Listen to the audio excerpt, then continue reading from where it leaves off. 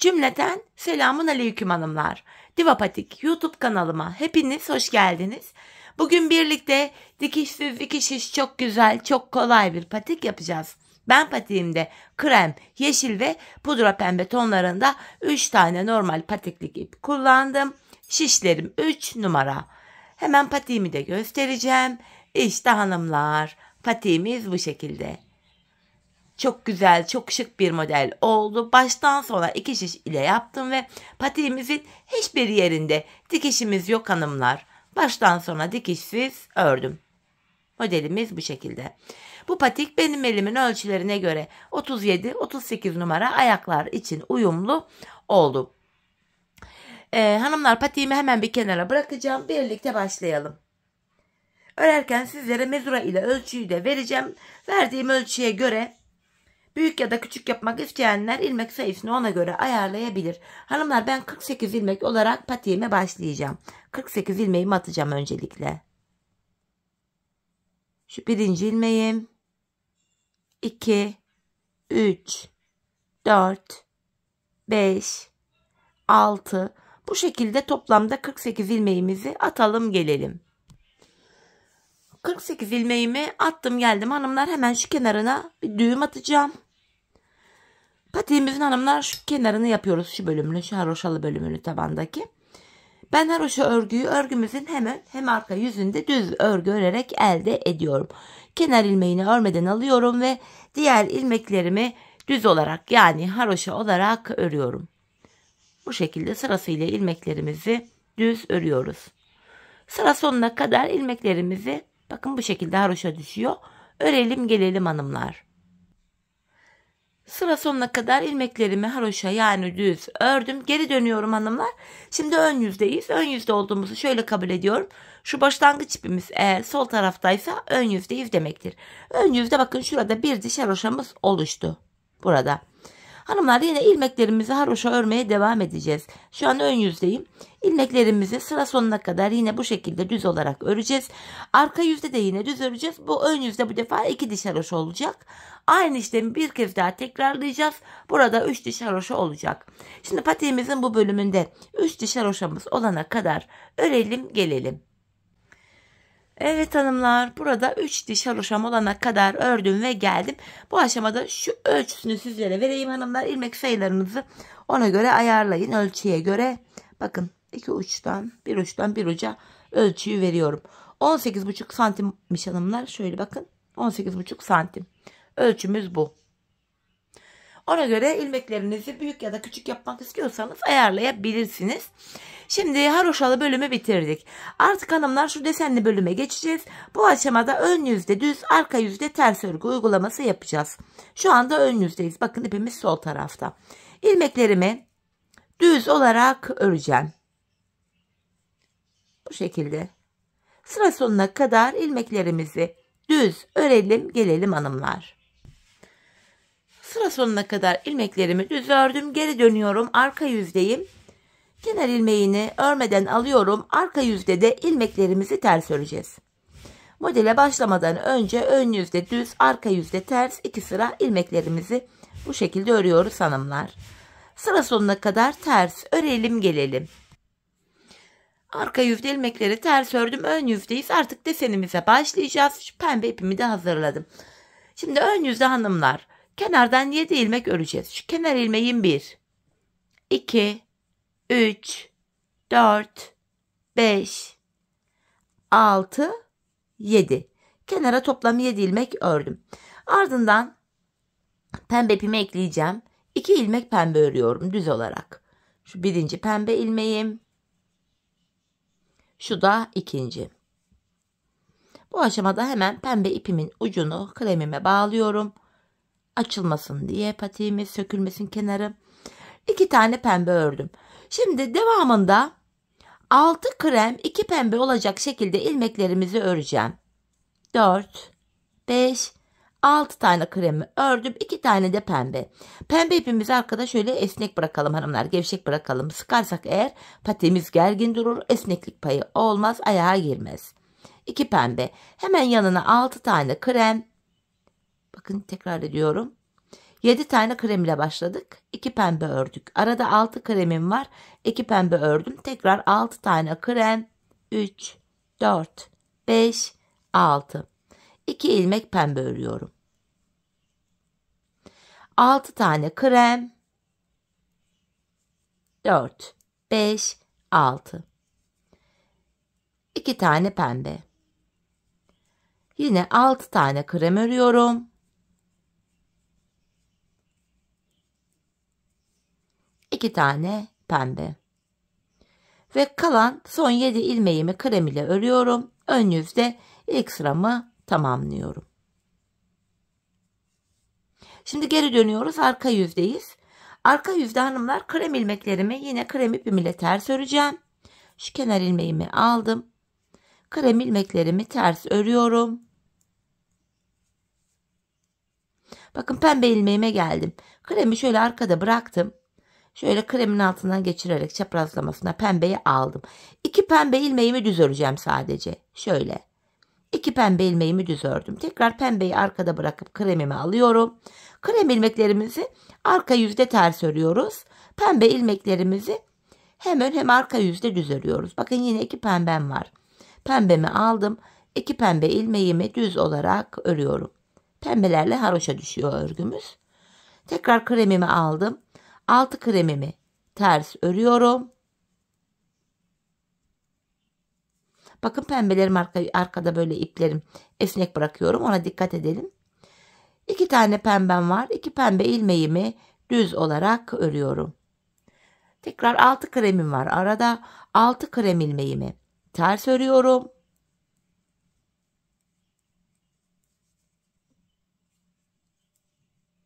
İki pembemi düz. Yeniden kremimi aldım. 6 tane kremimi ters örüyorum. Son 2 pembe ilmeğim kaldı. Bu 2 pembe ilmeğimi de düz olarak örüyorum. Ve pembeyi arkada bıraktım. Krem ipimi aldım. Kalan 7 ilmeğimi de krem ipim ile ters olarak örüyorum. Pembeli modelimiz 2 sıradan oluşuyordu. Bu şekilde pembeyi tamamladık hanımlar. Sonuncu ilmeğimi de ters ördüm. Şimdi ön yüzdeyiz. Ön yüzde hanımlar artık yeşil ipimizi de ekleyeceğiz. Bu aşamada bu kenardan 6 adet ilmeğimi bu defa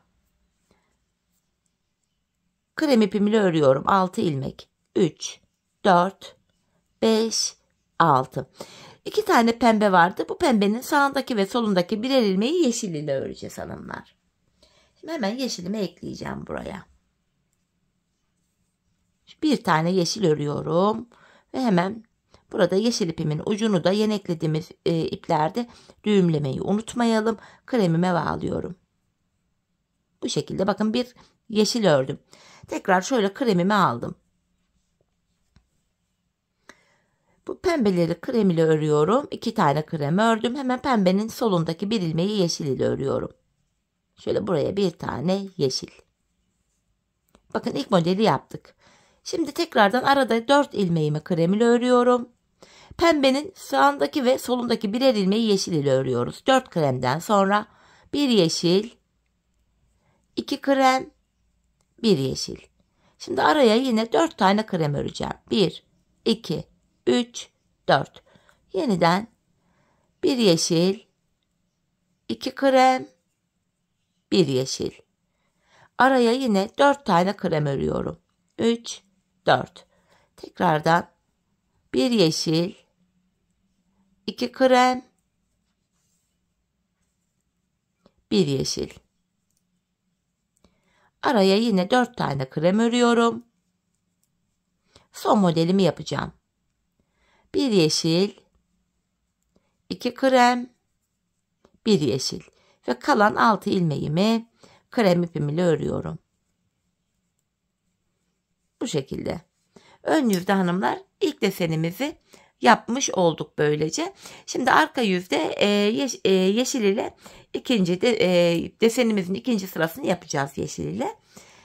Bu aşamada geri döndüm hanımlar. Arka yüzdeyim. Kenar ilmeğini alıyorum. Bu defa arkaya 5 ilmek öreceğim. 3, 4, 5. Yeşilimi şöyle çaprazlamasına alıyorum. Buraya bir tane yeşil örüyorum. Bakın yeşil model V şeklinde açılıyor ön yüze baktığımızda. Tekrar kremimi aldım. 4 tane krem öreceğim. 2, 3, 4. Bir tane yeşil. Bakın ilk modelimizi yaptık hanımlar. Bu defa arada 2 tane kremim var. Ters ördüm. İkinci deseni yapacağım. 1 yeşil, 4 krem, 1 yeşil. Bakın ikinci desenimizi de yaptık. Arada 2 tane krem ilmeğim var. 1, 2. Tekrardan hanımlar 1 yeşil, 4 krem, 1 yeşil. Arada 2 tane kremim var. Diğer desenimi yapacağım şimdi. 1 yeşil, 4 krem, 1 yeşil. Arada 2 tane kremim var. Son desenimi yapıyorum. 1 yeşil, 4 krem, 1 yeşil. Kalan 5 ilmeğimi krem ipim ile örüyorum. 2 sıra pembe deseni kurarken 2 sıra yeşil desenimizi kuruyoruz. Şimdi yeşil olan modelimizi tamamladık hanımlar. Bakın bu şekilde. Şeklimiz böyle.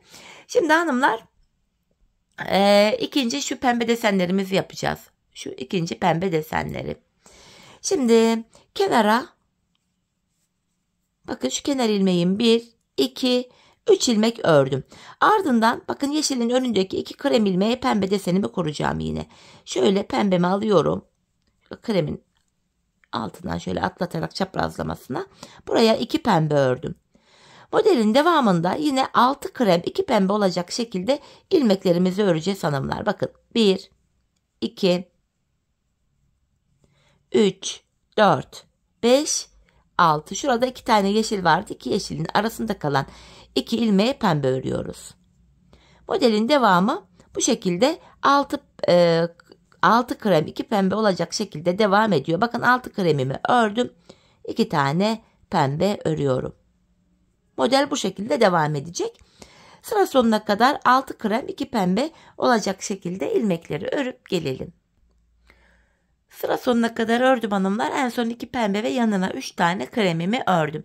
Arka yüzde yine ilk pembe desende yaptığımızı yapacağız. Krem ilmeklerimizi krem ipimiz ile ters öreceğiz hanımlar. Pembe ilmeklerimizi de pembe ipimiz ile düz öreceğiz. Kremler ters örülecek. Pembe ilmekler düz örülecek bu şekilde. Bakın 6 kremimi arada ters örüyorum. Kremimi arkada bırakıp pembemi aldım. Buradaki 2 pembe ilmeğimi düz örüyorum. Kremler ters, pembeler düz örülecek arka yüzde. Sıra sonuna kadar bu şekilde örelim gelelim. Evet hanımlar, arka yüzde ilmeklerimi ördüm geldim. Bakın ikinci pembe deseni oluşturduk. Şimdi ön yüzde yeşil desene başlayacağız. Kenar ilmeğimle birlikte buraya toplamda 5 ilmek krem ipimle ördüm. Şimdi alttan yeşil ipimi alacağım. Bakın şu aralara yine yeşilimizi yapacağız. Şöyle yeşilimi alıyorum. Buraya 1 ilmek yeşil ördüm. Tekrar kremimi alıyorum. Yine hanımlar bakın pembe ilmekler var. Sağındaki ve solundaki birer ilmeği yeşil yapacağız. Araya 4 tane krem örüyorum. Pembemin sağındaki bir ilmeği yeşil ile ördüm. 2 krem örüyorum. Pembenin solundaki bir ilmeği yeşil ile örüyorum. Arada yine 4 ilmek var. Yani bu pembelerin sağına ve soluna birer yeşil örüyoruz. Sadece ilk modelimizde bu kenara yeşil örmedik. Çünkü kenar olduğu için. Kalan ilmekleri de aynı şekilde örüp gelelim. Evet, ön yüzde ilmeklerimizi ördüm hanımlar. Şimdi tekrar dönüyorum arka yüzdeyim. Arka yüzde bu defa kenardan 6 ilmek krem öreceğim. Şu kenar ilmeğim 1, 2, 3, 4, 5, 6. Ardından hemen yanına bir tane yeşil örüyorum. Tekrar kremi aldım. Modelin devamında 1 yeşil, 2 krem, 1 yeşil. Araya 4 tane krem öreceğiz. 1, 2, 3, 4. Tekrardan 1 yeşil, 2 krem, 1 yeşil. Araya 4 tane krem öreceğiz. 1, 2, 3, 4. Bakın ön yüzde şeklimiz böyle. Kalan ilmekleri de aynı şekilde tamamlayıp gelelim. Evet hanımlar, arka yüzde modelimizi tamamladık. Şimdi tekrar pembe desenimizi kuracağız. Bakın model üzerinde göstereyim. Şu ilk pembeyi kurmuştuk. İkinciyi yaptık. Şimdi bu üçüncü sıradayız. Yani ilk modeli nasıl yaptıysak bu üçüncü pembe modeli de aynı şekilde yapacağız. İlk modele başlarken hanımlar kenardan 7 ilmek krem örmüştük. Kenar ilmeğim 1, 2, 3, 4, 5, 6, 7. 2 tane pembe. Hemen alttan pembemi alıyorum. 2 tane pembe. Modelin devamında hanımlar 6 krem 2 pembe olacak şekilde ilmeklerimizi öreceğiz. Yani ilk modeli yaptığımız gibi son 7 ilmek krem olacak. Son 7 ilmeğin önündeki 2'yi kenarda pembe yapacağız. Ön yüzde bu şekilde tamamlayalım. Arka yüzde de kremleri ters, pembe ilmekleri düz olacak şekilde örelim. Ön yüzde buluşalım. Evet hanımlar, pembeli desenimi ön yüzde ve arka yüzde ördüm, geldim. Şimdi modelimizde tam olarak bakın şurayı yaptık. Tekrardan ilk modelde olduğu gibi yeşiller yapılacak. Öncelikle kenar ilmeğini örmeden alıyorum. Kenara bu defa 6 tane krem ördüm. Pembelerin yanına birer tane yeşil örüyorduk hanımlar. Bakın bir yeşil, 2 krem, bir yeşil. Bakın ilk deseni yaptık. Arada 4 tane krem örüyorum. Tekrardan bir yeşil, 2 krem, bir yeşil. Bu şekilde hanımlar. İlmekleri sıra sonuna kadar örelim gelelim. Evet hanımlar, ilmeklerimi ördüm geldim. Arka yüzde devam edeceğim modelime. Bu defa kenardan 5 ilmek bu şekilde krem örüyorum. 5 kremden sonra buraya bir yeşil. Tekrar kremi alıyorum. Bir yeşil, 4 krem, bir yeşil. Bakın ilk modeli yaptık. Arada 2 tane kremimiz var. Tekrar devamında bir yeşil, 4 krem, bir yeşil olacak şekilde modeli öreceğiz. Aralara 2 tane krem yapacağız. Sırayı tamamlayalım gelelim. Evet hanımlar, ilmeklerimi arka yüzde ördüm. Bu defa bakın 1, 2, 3, 4. Pembe modele geldik. Hemen şuradaki ikinci model gibi aynı şekilde yapacağız. Kenara 3 ilmek krem örüyorum. Yanına hemen pembeyi ekliyorum. 2 tane pembe örüyorum. Modelin devamında 6 krem 2 pembe olacak şekilde ilmeklerimizi öreceğiz hanımlar. Ön yüzde düz olarak ilmeklerimizi 6 krem 2 pembe olacak şekilde böyle örüyoruz. Sıra sonuna kadar örelim. Arka yüzde de kremleri ters, pembeleri düz olacak şekilde örüp ön yüzde buluşalım. Evet hanımlar, ön yüzde ve arka yüzde pembe desenimi ördüm geldim. Şimdi yeşil desenimizi yapacağız. Son yeşil desenimiz olacak. Yani şu bölümü yapıyoruz hanımlar. Yeşilde son desenimize geçtik. Kenar ilmeğini aldım. Şu ikinci ilmeğim 3, 4, 5. Buraya 5 tane krem ördükten sonra alttan yeşilimi alıyorum. Hemen pembenin soluna bir tane yeşil ördüm. Bu şekilde. Tekrardan kremimi alıyorum hanımlar. Pembe ilmeklerin sağına ve soluna birer tane yeşil örüyoruz. 4 tane krem ördüm. Bir yeşil, 2 krem örüyorum. Pembenin soluna bir tane yeşil örüyorum. Bu şekilde desenimizi yapıyoruz. Ön yüzde tamamlayalım gelelim hanımlar. Ön yüzde modelimi tamamladım. Geri dönüyorum arka yüzdeyi. Bu defa arka yüzde kenar ilmeğimle birlikte 6 ilmek krem ile örüyorum. 4, 5 ve yeşili de ördüm 6. Sonra buraya bir tane yeşil örüyorum. Şimdi arada 2 tane kremimiz var. 2 krem, 1 yeşil. Bakın 1 yeşil, 2 krem, 1 yeşil. Arada 4 tane kremimiz var. 3, 4. Yeniden 1 yeşil, 2 krem, 1 yeşil. Araya 4 tane krem öreceğiz. Bu şekilde sıra sonuna kadar ilmeklerimiz örülecek. Şimdi sıra sonuna kadar modeli tamamlayıp gelelim. Evet hanımlar, yeşil desenimizi arka yüzde tamamladım. Artık modelimizde son sıramızı yapacağız. Son kez pembe modeli kuracağız. Birinci model gibi ilk modelle aynı şekilde. Kenara 7 ilmek krem örüyorum. 2, 3, 4, 5, 6, 7.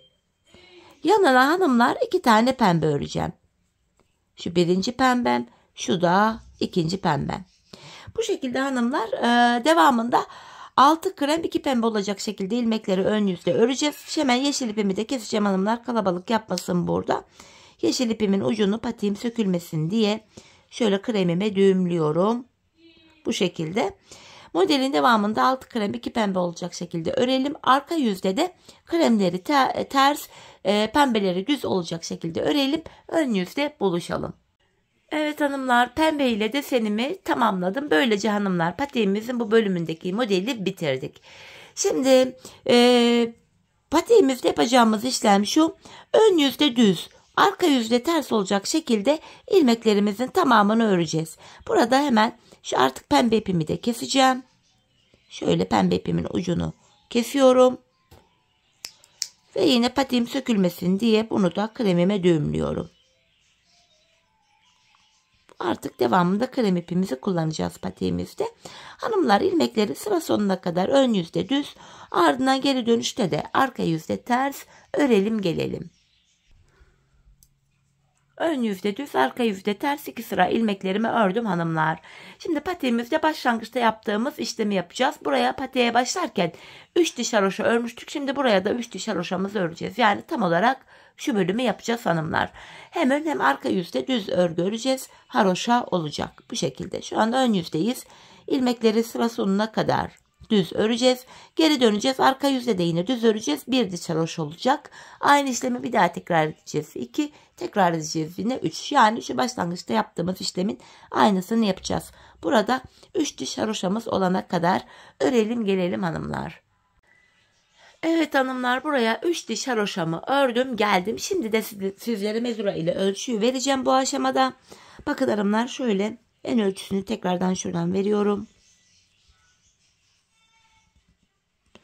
Yine 18,5 santim kadar enimiz var. Şöyle toplandığı için bakın şöyle düzeltiyorum.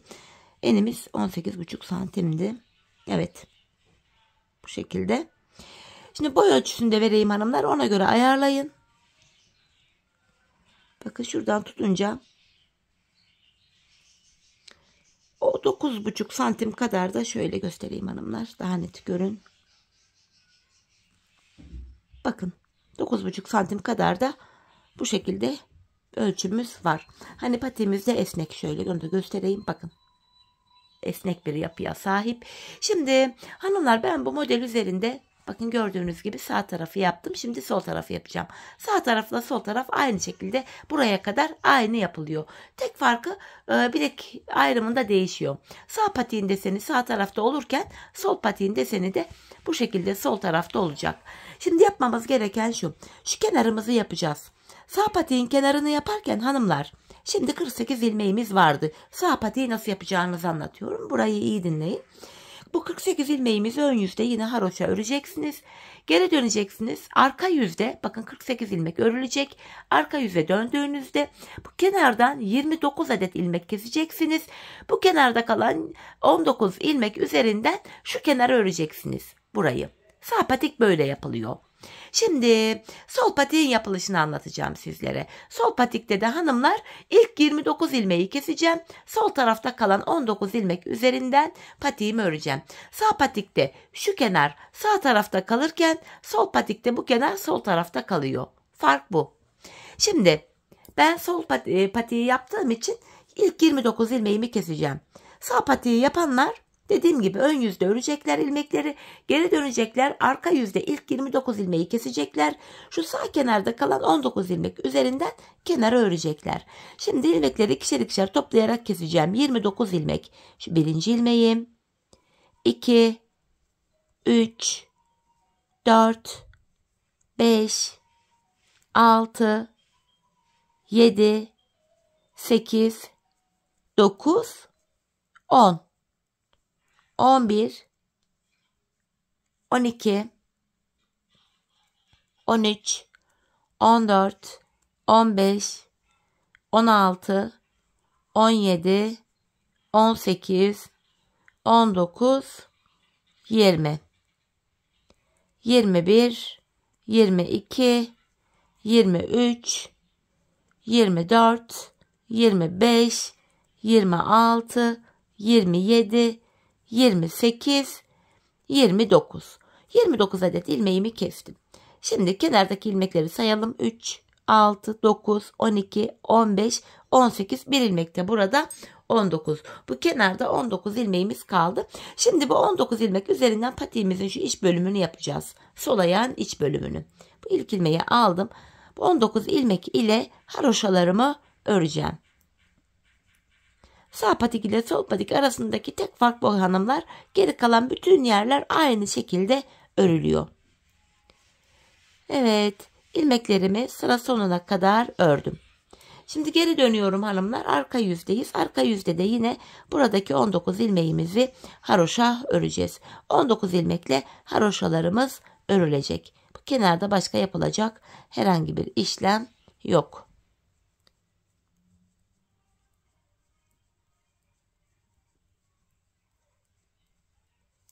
Bu şekilde. Şimdi geri dönüyoruz hanımlar. Geri döndüğümde şöyle bakıyorum. Burada şu kenarda toplam haroşaları sayacağım. 1, 2, 3, 4 diş haroşam oldu. Ben patiğimin şu iç bölümüne şu kenara hanımlar 24 diş haroşa ördüm. Bu haroşaları ördükten sonra sizlere yine bu haroşaların ölçüsünü de vereceğim. 24 diş haroşa benim elimin ölçüsüne göre tam oldu. Şimdi hanımlar hep birlikte burayı, bu kenarımızı tamamlayalım. Gelelim, ardından birlikte patiğimizin tabanına geçeceğiz. Evet hanımlar, bu kenara 24 diş haroşamı ördüm geldim. Dediğim gibi sağ patiğin haroşası sağ kenarda, sol patiğinki de sol kenarda oluyor. Haroşalarımın da ölçüsünü şöyle vermek istiyorum. Şöyle haroşayı başladığım yere mezuramı sabitledim. 10 santim yapmışım hanımlar bu bölümü. Şimdi ilmeklerimi keseceğim. Buradaki ilmekleri keseceğim. Sağ tarafı yapanlar da 24 ilmek haroşa olduktan sonra bu sağ taraftaki ilmekleri kesecekler. Şimdi ben burayı bitirdim. İlmeklerimi ikişer ikişer toplayarak kesimimi yapıyorum. Çok sıkı bir kesim yapmayacağım hanımlar. Çünkü topuk bölümünü yaparken bu kesim yaptığımız şu kenar ilmek yerlerinden ilmekler çıkaracağız. Çünkü ilmekleri rahat çıkartabilelim diye böyle esnek bir kesim yapıyoruz bu şekilde. İlmeklerin tamamını keseceğiz. Ardından patiğimizin tabanına geçiş yapacağız hanımlar. Şöyle ilmeklerimi sırası ile ikişer ikişer toplayarak kesiyorum. Son 2 ilmeğim kaldı. Onu da yine kestim. Şimdi buraya şöyle bir tane bir zincir oluşturayım kenarına sık olsun diye. Hanımlar bakın, şöyle detay var. Sağ kenarı yapanlar bu sağ tarafta haroşa bitince ipi kesecekler. Taban yapmak için ipi buraya tekrar ekleyecekler. Ama sol patikte ip burada kaldığı için hani kesip eklemeye gerek yok. Aynı iple buralardan ilmekler çıkaracağız. Hanımlar, patiğimizde şöyle ilmek çıkartırken bakın.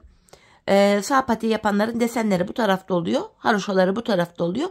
Patiği şöyle V şeklinde tutacaksınız. Bakın. Şu kenardan itibaren ilmekleri çıkaracaksınız.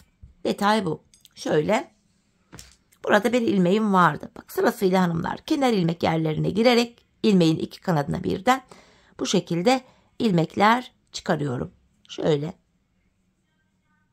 İlmeğin iki kanadına birden girerek çıkaralım. Bu kenar bölümü daha sağlam olsun hanımlar. Buna dikkat edelim.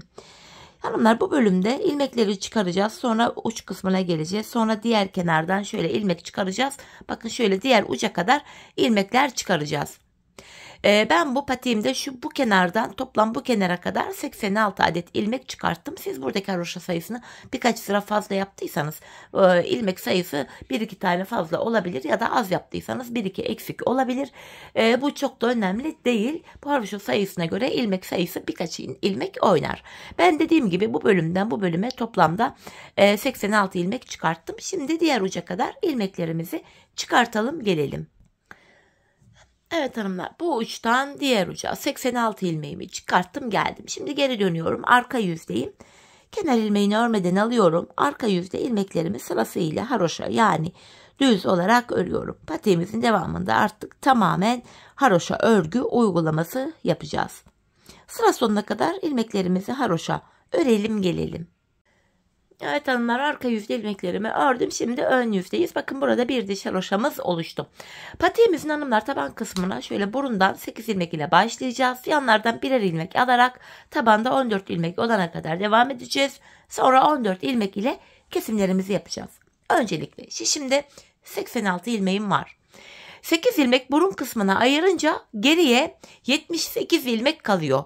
78 ilmeğimi de bu sağ ve sol kenara eşit olarak paylaştırınca yanlara 39'ar ilmek düşüyor.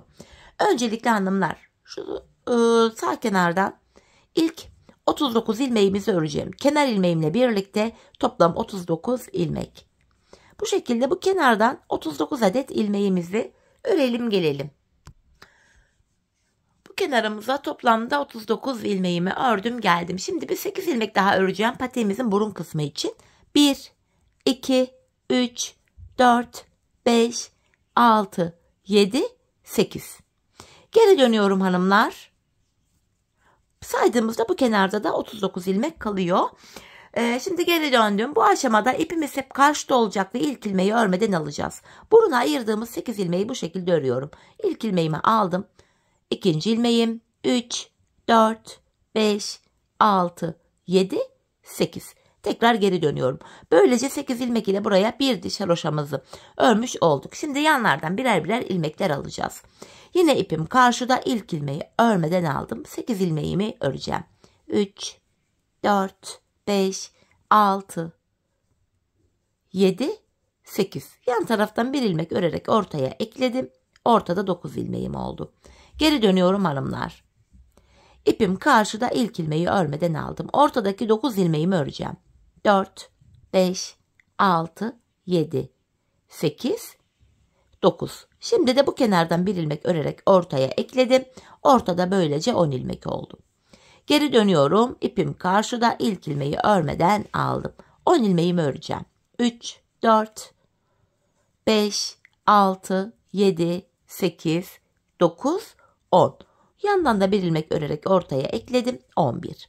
Ortada 11 oldu. Geri dönüyorum. Ortadaki 11 ilmeğimi öreceğim. İlk ilmeğimi aldım. 2, 3, 4, 5, 6, 7, 8, 9, 10, 11. Bir ilmek de yandan örerek alıyorum. Ortaya ekledim. Ortada 12 ilmek oldu.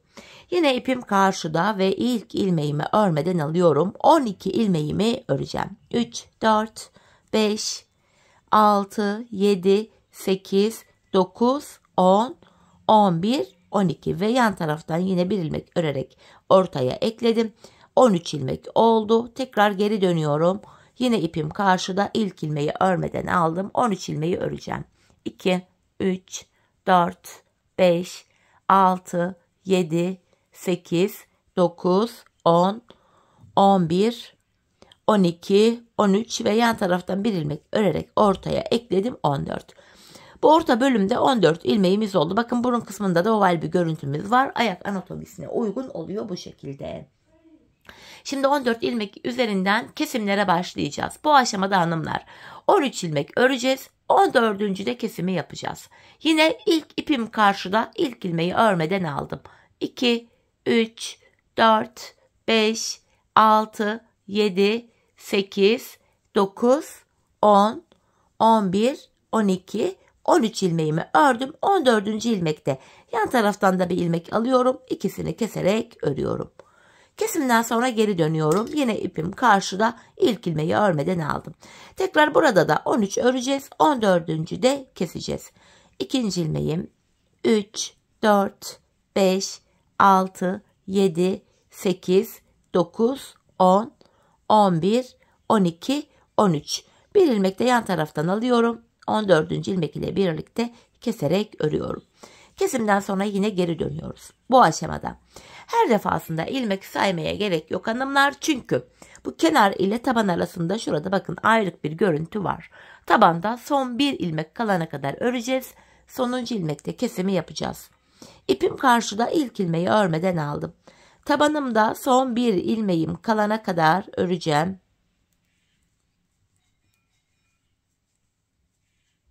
Bakın son bir ilmek. Bunu örerken yandan da bir ilmek alıyorum. İkisini keserek ördüm. Geri dönüyorum. İpim karşıda ve yine ilk ilmeği örmeden aldım. Şöyle ayırdığımız anda bakın taban ile bu kenar arasında ayrık bir görüntü var. Tabanda yine son bir ilmeğim kalana kadar öreceğim. Bu şekilde. Son bir ilmeğim kaldı. Bu sonuncuyu örerken yanındaki ilmeği de alıyorum. İkisini kesiyorum. Kesimden sonra yine geri döneceğiz. 13 öreceğiz. 14. de yine kesim yapmaya devam edeceğiz. Hanımlar bu şekilde biz bu kesme işlemini sağ ve sol taraftaki ilmekler bitene kadar devam edeceğiz. Ve kesim sonunda şişimizde sadece tabanda kullandığımız 14 ilmeğimiz kalacak. Şimdi hep birlikte yandaki ilmekler bitene kadar patiğimizin topuğunu 14 ilmek üzerinden keselim gelelim. Evet hanımlar, patiğimin tabanını ördüm geldim. Şişimde sadece 14 ilmek kaldı tabanda kullandığım. Şimdi bu 14 ilmek ile patiğimizin şu topuk bölümünü, arka bölümünü öreceğiz. Öncelikle hanımlar yine ipim karşıda ve ilk ilmeği örmeden alarak başladım. Son 2 ilmeğim kalana kadar örüyorum hanımlar. Yine haroşaya devam ediyoruz arka bölümde. Bakın son 2 ilmeğim kaldı. Son 2 ilmeğimi kesiyorum. 13 ilmek kaldı kesim yaptığım için. Ve bu aşamada hanımlar bakın kenar ilmek yerleri var şu kenarlarda. Buradaki ilk kenar ilmek yerine ilmeğin 2 kanadına birden girerek bir ilmek çıkarıyorum. Tekrar 14 ilmek oldu. Bu şekilde hem patiğimizin arkasını örmüş oluyoruz hem de arka bölümü şu kenarlara eklemiş oluyoruz. İlmek çıkarttıktan sonra geri döndüm. Yine ipim karşıda, ilk ilmeği örmeden alıyorum. Tekrar son 2 ilmeğim kalana kadar ilmeklerimi haroşa örüyorum.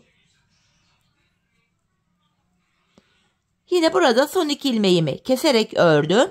Bu sağ kenardan ilmek çıkartırken ön yüze dönüp öyle çıkarıyorum. Öyle ilmek çıkartmak daha kolayıma gidiyor. Hemen şuradaki kenar ilmek yerine girerek bakın. Buraya girerek buradan da bir ilmek çıkarttım. Bu şekilde patiğimizin bu kenarları şuralara eklenmiş oluyor. Yine diğer ilmeklerimi öreceğim. Patiğimizin arka bölümünde son 2 ilmek kalana kadar örüyoruz. Son 2 ilmeği kesiyoruz ve sıradaki kenar ilmek yerinden ilmek çıkarıyoruz. Yine son 2 ilmeğim var. Kesiyorum ve kenar ilmek yerim burada bakın. Buraya girerek ilmek çıkarttım. Tekrar 14 ilmeğim oldu. Geri dönüyorum. Yine ilk ilmeğimi örmeden aldım. Son 2 ilmeğim kalana kadar ilmeklerimi örüyorum hanımlar. Son 2 ilmek kalana kadar. Yine bakın son 2 ilmeğimi kestim. Sağ kenarda geri dönüyorum ve ön yüzde bir diğer kenar ilmek yerine ilmeğin 2 kanadına birden girerek ilmeğimi çıkarıyorum. Patiğimizin arkasını bu şekilde örüyoruz hanımlar. Son 2 ilmek kalana kadar örüyoruz. Son 2 ilmeği kesiyoruz ve sıradaki kenar ilmek yerinden ilmek çıkarıyoruz. Biz bu işleme şuraya gelene kadar hanımlar bakın buralarda son kenar ilmek yerlerine gelene kadar devam edeceğiz. Buralara gelene kadar. Şimdi patiğimizin arkasını sizlere anlattığım gibi tamamlayalım gelelim. Evet hanımlar, patiğimin topuk bölümünü tamamladım geldim. En son kenar ilmek yerlerine kadar ördüm. Şimdi ilmeklerimizi artık kesiyorum. İkişer ikişer toplayarak. Patiğimizi böylece tamamladık. Bir kenar oyamız kaldı. Onun da yapılışını şimdi sizlere göstereceğim.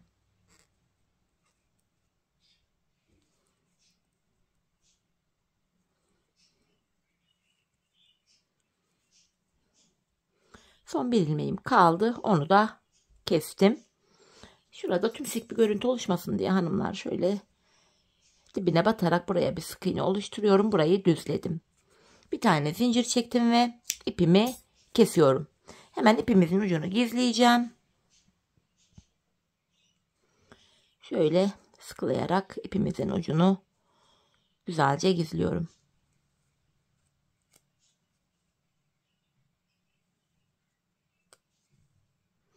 Şimdi kenar oyamıza başlayacağız hanımlar. Şu şekilde kenar oyamız var. Bakın 2 sıradan oluşan, ilk sırasını yeşil, ikinci sırasını da pembe ile yaptım. Hemen şimdi yeşil ipimi alıyorum. Yeşil ipimle bir ilmek oluşturacağım öncelikle. Şöyle bu topuğunu kestiğimiz yerden itibaren ilmeğimi şöyle sabitliyorum. Hanımlar, kenar oyamızın ilk sırasında yapacağımız işlem şu: sık iğne. Sıradaki kenar ilmek yerine batarak ilmek çıkarıyorum ve tığımdaki ilmeklerimi topluyorum. Bu şekilde kenar oyamızın ilk sırasını sık iğne yaparak gerçekleştiriyoruz. Bakın, kenar ilmek yerine batarak ilmek çıkarıp tığımdaki ilmeklerimi topluyorum. Bu şekilde patiğimizin çevresini hanımlar dolanacağız. İlk başladığımız yere kadar kenar oyamızın ilk sırasını yapalım gelelim. Evet hanımlar, kenar oyamı yaptım geldim ilk başladığım yere kadar. Bir zincir çekip yeşil ipimi keseceğim. Hemen yeşil ipimin ucunu gizleyeyim. Sonra da kenar oyamızın ikinci sırasını yapalım. Şöyle yeşil ipimin ucunu yeşil ilmek aralarından geçirerek şuralardan güzelce gizliyorum. Bu şekilde. Şimdi kenar oyamızda ikinci sıramız hanımlar. Onun için de şöyle pembe ipimi alıyorum. Bu defa pembe ipimle bir ilmek oluşturuyorum. Şöyle bitirdiğimiz yerden itibaren şöyle yeşil sık iğnenin içine girerek bir ilmek oluşturdum. Geri geri gideceğiz hanımlar, yani ters sık iğne. Bakın, bir gerideki yeşil sık iğnenin içine girerek ilmek çıkarıyorum. Tığımdaki ilmeklerimi topluyorum. Bir gerideki yeşil sık iğnenin içine girdim, ilmek çıkarttım, tığımdaki ilmeklerimi topluyorum. Geri geri giderek sık iğnemizi yapıyoruz hanımlar. Ters sık iğne yöntemiyle kenar oyamızın ikinci sırasını yapıyoruz. Bakın, bir geriye girip ilmek çıkarttım ve tığımdaki ilmeklerimi topluyorum. Geri geri gidiyoruz. Yine bir geriye batarak ilmek çıkarttım, tığımdaki ilmeklerimi topladım. Bu şekilde hanımlar ters sık iğne yöntemiyle patiğimizin çevresine yine dolanacağız ve buraya kadar pembe kenar ilmek kenar oyası başladığımız yere kadar devam edeceğiz. Şimdi kenar oyamızın ikinci sırasını tamamlayalım gelelim. Evet hanımlar, kenar oyamı yine tamamladım geldim bu şekilde. En son buraya bir tane zincirimi çekeceğim ve pembe ipimi de kesiyorum. Hemen pembe ipimizi de gizleyelim, patiğimize bakalım. Şöyle yine pembe ilmek aralarına girerek ipimin ucunu gizliyorum. Patiğimizi tamamladık hanımlar. Bu şekilde. Şöyle. Evet, kenar oyamızı tamamladık hanımlar. Yok, biraz uç kalmış, onu da gizleyeyim. Şöyle.